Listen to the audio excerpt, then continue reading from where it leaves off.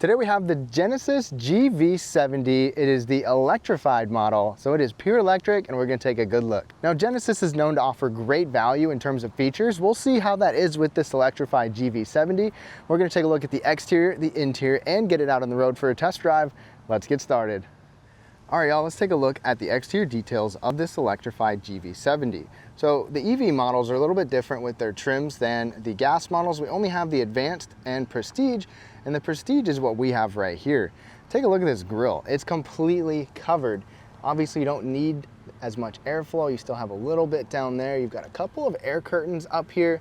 There is a camera in the front, and the charging door is on the front as well.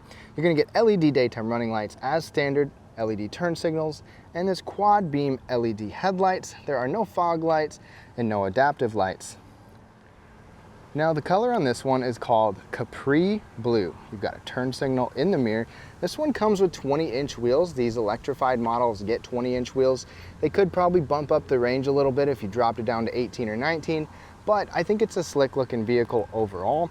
Let me know what you guys think. The length is about 186 inches, so it's certainly a smaller crossover altogether, but not quite as compact as some.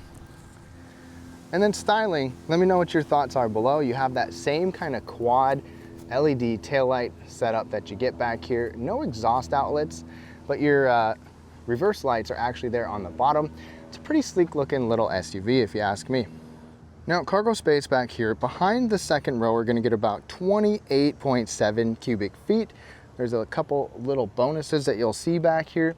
One is that we have a little net built in over here. We have a light, a 12-volt power outlet, and we have an extra plug over here. If I can get this open. Nope, I can't. Cut this part out, Shelbs. There, that was easy, okay. We also have an extra 120-volt plug back here. You can slide that over right there. All kinds of power with these EVs. We also have grab handles to lower down the seats. You have the same setup on this side with a light, a grab handle. Then underneath of here, there's a little space right there and a little bit more up there. So if we fold these seats down, there it goes, runs into my seat.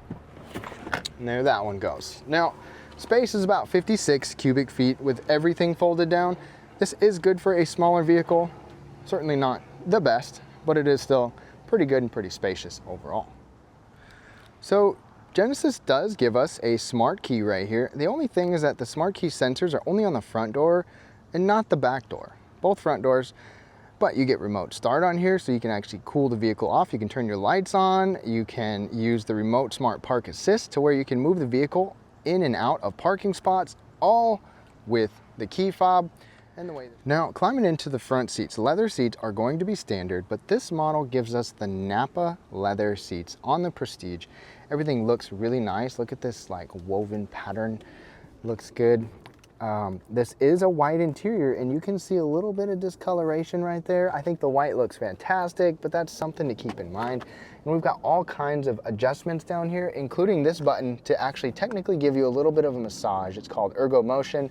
You can have it on your waist or your pelvis. You can have it on your waist. You can adjust the thigh extension, the bolster adjustment, four-way lumbar support. These seats are really great. We also have a power steering wheel. It is leather wrapped, and on this Prestige, it is a heated steering wheel. We get heated and ventilated seats as standard equipment on here as well. Another little bonus right over here, memory settings. So you got 2-position memory settings there and an entry exit system to where the seat will automatically move forward and backwards when you get in and out of the vehicle.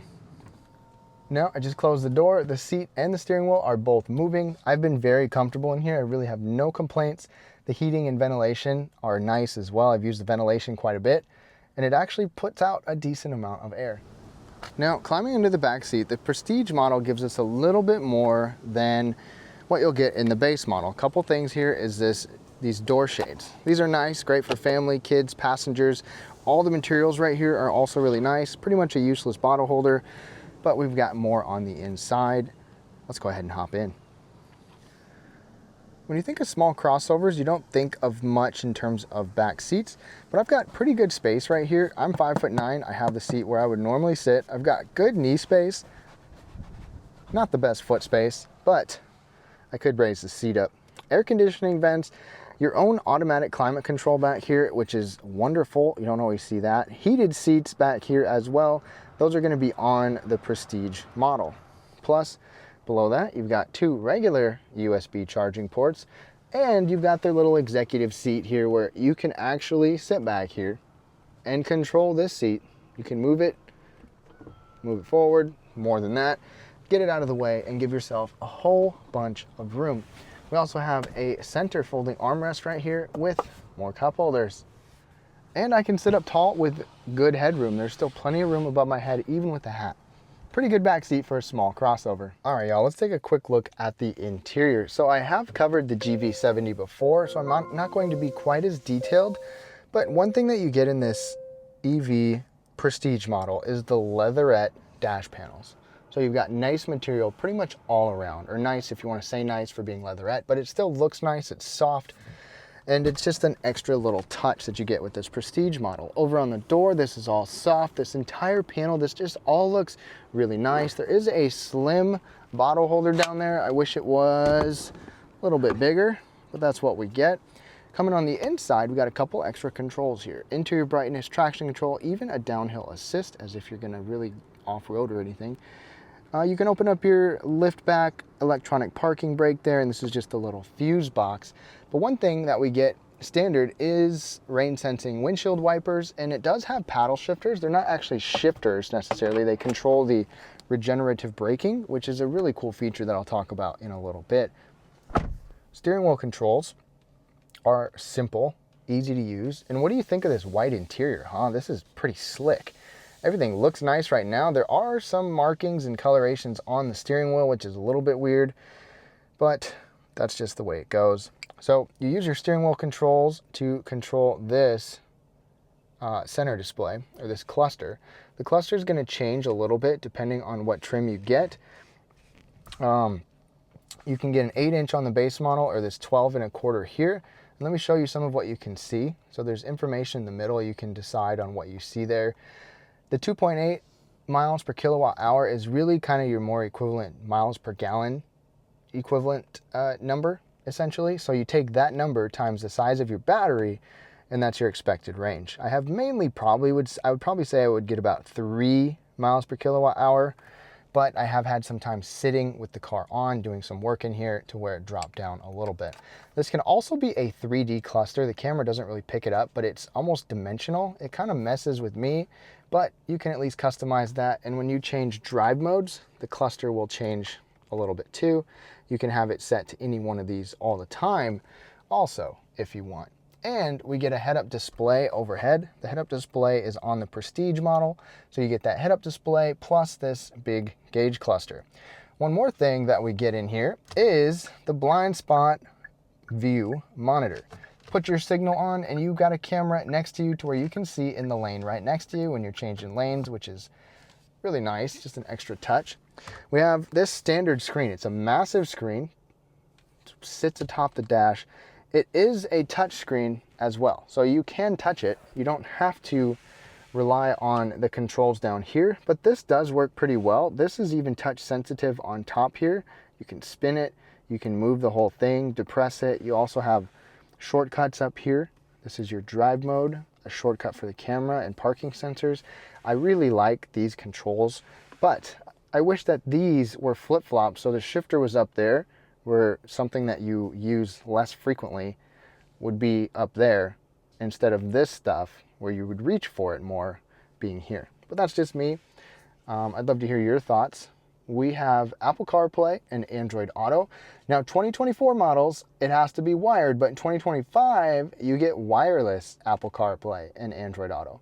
Plus, we also have a premium audio system in here. You got a nice looking speaker grill. It's the Lexicon Premium Audio 16 speaker system. We also have Wi-Fi. If we put it in reverse, we've got a surround view camera. You can even see different parts of the vehicle. Looks nice. It's a pretty good looking 360 camera, if you ask me. Down from there is our climate control. You also have a fingerprint sensor right there, so you can have your own driver profile dedicated to your fingerprint, which is really cool. Something that you don't see in every vehicle. Dual zone climate control. A lot of it is touch controlled, which isn't my favorite, but it's been pretty simple, and I like the fact that the knob right here is an actual knob you can turn. Fan speed is large right in the middle of the screen, and your seat controls are right here for heated and ventilated seats, so it all works pretty easily. And then same kind of thing that we see in a lot of the other Genesis and Hyundai models is this nice simple layout. The star can be something that you set up to be however you want it to be. So I have it set to go to Apple CarPlay and Android Auto. Right down here, we've got a couple more charging ports and a wireless charger, which is standard. The cup holders work pretty well. They're a good size, can fit large drinks in there without them being in the way. Brake hold button. This is your shifter, and just look at this. It looks wild. It's just a really unique deal here. The armrest right here is pretty soft and padded, and when we look inside, we've got a little top tray, and it's actually pretty deep, and it goes further in than you'd expect. 12-volt power outlet there as well, so not a bad little center console area. You also have a lockable glove box, which is soft opening, softly lined, soft dash. Everything is just really nice in here. Typical auto dimming rearview mirror with garage controls. You still get a sunglass holder overhead with all LED interior lighting, and this like suede type headliner is just nice. I mean, it's a lot of really nice touches in Genesis. It's not just features, there are nice materials too. Sliding visor there as well. And then overhead, we get this panoramic sunroof on here as well. Opens up real nice. And I do have a night video of this GV70, or a different GV70 showing the ambient lighting, which goes all throughout the cabin. Now, as we look under the hood, obviously we don't have an internal combustion engine, but we don't really get much of a frunk either. I'll show you. In fact, we get a little something here. You could put a couple things in here, but it's even got a light inside of it. But you don't get much in terms of storage like you get in some of the other EV models. But this Genesis EV is pretty impressive with its specs and its numbers. Let's take a look. So it gives you 429 horsepower and 700 pound-feet of torque with a 77.4 kilowatt-hour battery and 2 electric motors. Range is a little disappointing. It's only 236 miles, which isn't great, but it does come with all-wheel drive standard, so that is something to keep in mind. And the charging is great, which we'll talk about in a second. The MPGe numbers are a little bit better at about 98 in the city and 83 on the highway. It'd be nice to see over 100, but that's what you get. Charging the GV70 is a big plus because it charges really fast. The charging door is right here blended in with this kind of faux grille. So I like that it's up front. Some people might like to back into a spot. It is up here on all of these GV70 models. You even got a little gauge right here that shows you your charging status. Genesis will give you a level 1 charger. I highly recommend upgrading to a level 2 charger though, because you can charge overnight in about 7 to 8 hours at home with a 240 volt plug. Get it installed, get it set up, and you're good to go charging every night. Now, if you need to fast charge, the DC fast charging is capable of doing 10 to 80% in 18 minutes. That's fantastic. All right, y'all, we are now behind the wheel of the GV70 Electrified. Now, the regular GV70 comes with a couple different engine options. It can be a little spunky with the faster one. Nothing like what you get with this. This even has a boost button down here, which I'll talk about. You push that, you get extra power for a short period of time, and it is no joke. This vehicle gets up and moves in a hurry. I also appreciate the paddles right here to change the regenerative braking. That's basically the amount of braking or resistance that you have of the vehicle trying to capture and generate more electricity. It goes from level 0 all the way up to I pedal, and to start with, it's on level 1. If I push it, or whoops, wrong way. Now I just went to I pedal, which is 1 pedal driving. It's going to come to a complete stop on its own, and that's what 1 pedal driving is. You can have it on that. You don't have to have it on that. It's an option, but I like that they give you that. I almost never drive with that because it's just almost like you feel like you're driving into resistance, which you are. So if I let off the accelerator, it's like you're hitting the brakes. And then you can partially push the accelerator to get going again. Many electric cars have a feature like that, one pedal driving, I-pedal, whatever they call it. But it's on, so the regenerative braking is I-pedal, which is max. I'm gonna push the right paddle shifter to go to level 3, can coast a little bit, level 2, coast more, level 1, and then level 0 is like there's no regenerative braking at all. And it's just like you're just coasting along. I honestly like to keep it in that or level 1, but that's personal preference. So we're in level 0 right now. If I just let off the accelerator, we just maintain speed. I mean, it's just kind of crazy coasting that you can do in these electric cars, but the car's not regenerating electricity like it would with that stuff on because of the braking. But we're gonna go ahead and get on it a little bit. We'll talk about the ride comfort. The handling in here is good. It feels like a nimble little crossover. And the thing with electric vehicles is the weight of the battery plays a role in its balance and its the way that they feel. We got a big bump here, and this is pretty soft. I mean, it soaks up bumps really well for a vehicle of this size. We're in normal drive mode. If I just get some pedal down, push down, partial pedal, and it gets us up to 60 in a heartbeat. It is so fast, these cars, these electric cars. Now we're catching up to this vehicle in a hurry because I have it in level 0 regenerative braking. I'm gonna go ahead and do level 2, and it's gonna slow me down pretty significantly. Go back to level 0, and I can continue on. So depends how you like to drive. The other thing about this Genesis is we have the highway drive assist number 2. So this has the smart cruise control. It also can change your speed depending on the speed limit when you're on the highway. It can change lanes for you when you signal. It's got lane centering technology, automatic braking, all of the driver assist features that you would imagine, and they all work really, really well. It's not autopilot. It's not like Super Cruise. It's a step down from that, but it still works great, and it's comfortable to drive. I like the overall feel of this Genesis. I feel like this Genesis does a lot really well. It's fast, it's got good comfort, it handles pretty well as well. Let's go ahead and put us in sport mode. I'm gonna hit this boost button. So I'm gonna slow us down a little bit. We got all-wheel drive, great traction. I'm gonna hit boost and put the pedal down. So it gives you a timer. Boost is ready, 10 seconds. Oh, so fast. It's just nuts. And the boost just ran out. So the boost timer's gone. If you don't have a certain amount of battery power, you won't be able to do the boost. I never do the boost. It's just literally something for fun. But it's got so much torque and so much power. Passing power is a breeze. Highway driving is simple. Driving around town is also great.